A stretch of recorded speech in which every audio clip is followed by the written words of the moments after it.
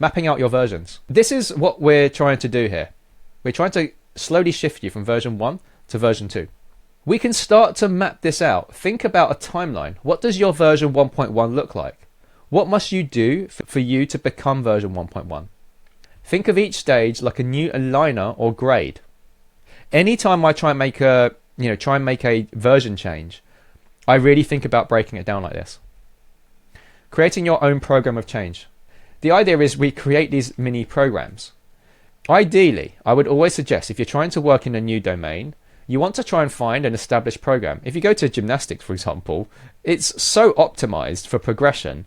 You just need to start going to the beginner's class, right? And then you will just ascend through the progression. And then a few years later, out you pop the other side, really good at gymnastics. A lot of changes we do as adults, we have to do them by ourselves. And there are often not very clear paths. So we have to learn the skill of building our own programs.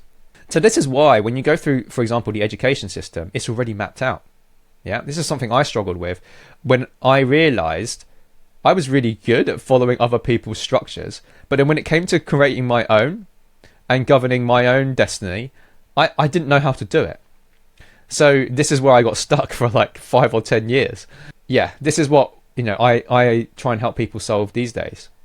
It's hard. You just want to approximate, right? You don't have to be really detailed. Just approximate the stages to start with, because you will become more knowledgeable as you go. And I'll give you an example in a moment.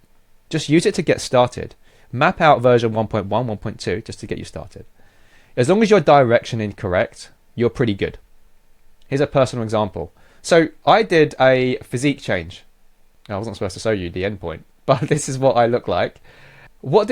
How did I achieve that change? A lot of people wondered. I really did not like myself at that point.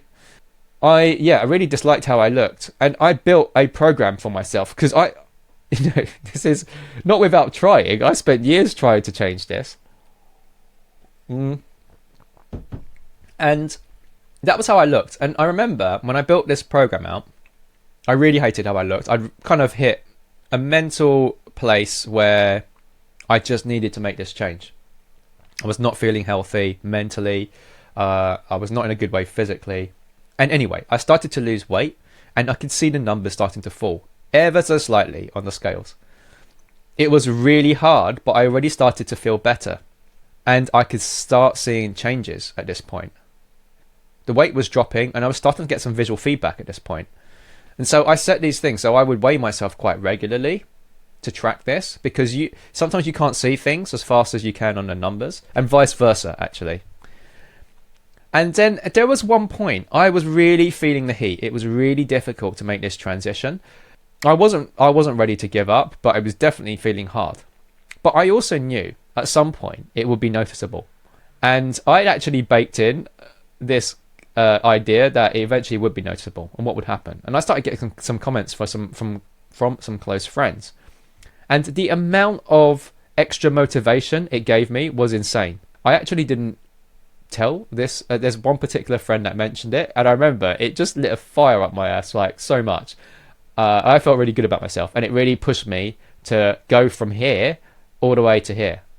And I eventually kind of got to this level. Now I'm not totally there, right now, because it was pretty extreme. But I just wanted to know whether I could do it, and got to the version 2. And now I'm pretty high confidence that I can make these changes anywhere I want at any time. This was the first time I did it, and I'd spent about 8 years trying to battle with this. And I did it sustainably because I was still eating out when I wanted to. And it was a really nice kind of harmony with my physique and my weight. Now, I'll just give you another example. Content creation. I went from this, you can see, it was awful. I'll explain this in a moment. And eventually getting to this. What was my journey like? I was scared of speaking. If you've taken some of my other courses, I talked about having my YouTube channel in 2006 and being too frightened to post for nearly 14 years, right? So I built a program. It was the only way, because remember, I tried to beat this for over 10 years and I couldn't do it. I kept watching all these YouTubers. There's some YouTubers who weren't even born when I created my YouTube account and wanted to create content, right? every day passed and I wasn't able to do it. So I'd had enough. And once I'd figured out these systems are working for me, I built my own little mini program. So what I started doing was I started speaking to myself in the car, and I rigged my phone up to record me while I'm driving, so I can't look at the camera. It was just filming me, and I just talk away because I'm okay to talk in the car by myself or with people. And then slowly, there were quite a few micro steps in here. Then once I got used to having the camera on, so I used to get really afraid of seeing the red recording light. It's kind of crazy on a camera. It would freak me out like crazy. And then eventually I got to the point where I posted my first TikTok video. And this was, one of them here. You can see, I can see the nerves in the screenshot. And then I got comfortable publishing videos. And then it was a case of optimizing content, upgrading production quality, and you can see the change here. To the point of here. And I'd say, I was feeling really confident by the time I got to this level. And it was very consistent. And I'd done over 400 or 500 videos by that point. Bear in mind where I came from. 14 years of fear. And I had to do these drills to get me to speak in front of a camera lens. Because I was so afraid of the red recording light.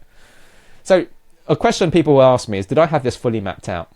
Right? Did I know all of that? Because how do you know what you don't know? Well, I'll answer that. No, I didn't. I only had an idea about the first few versions.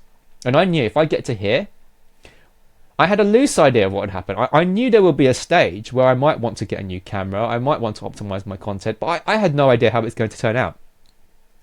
So it just became clear after I got to around version 1.3. And I knew this. So I would just sit at my desk. So I had my phone here. And I would just lean it against some books. I didn't even have a mobile stand at the time. I just leant it against the pile of books I was talking about. And and I just recorded it. And I used a little mic. No, it wasn't even a mic. I was just using a phone audio. Then I used just standard headphone speakers with the mic on the wire to speak to. Then slowly upgraded from there. It became a lot clearer what I needed once I'd reached version 1.3. So, hopefully you understand this as a concept. So to help me map this out, I've got some nice little worksheets. They are guided. We start from level 1 and then we work your way up. They are templated too. So it will, because creating programs for yourself is quite hard. So I've also got some bonus template programs, and you can see here. And there's some cheat sheets, examples from clients. And over the next few months, I'm going to add a whole bunch of new examples from live clients I've worked with. So this is not just theory. This is in practice what we laid out.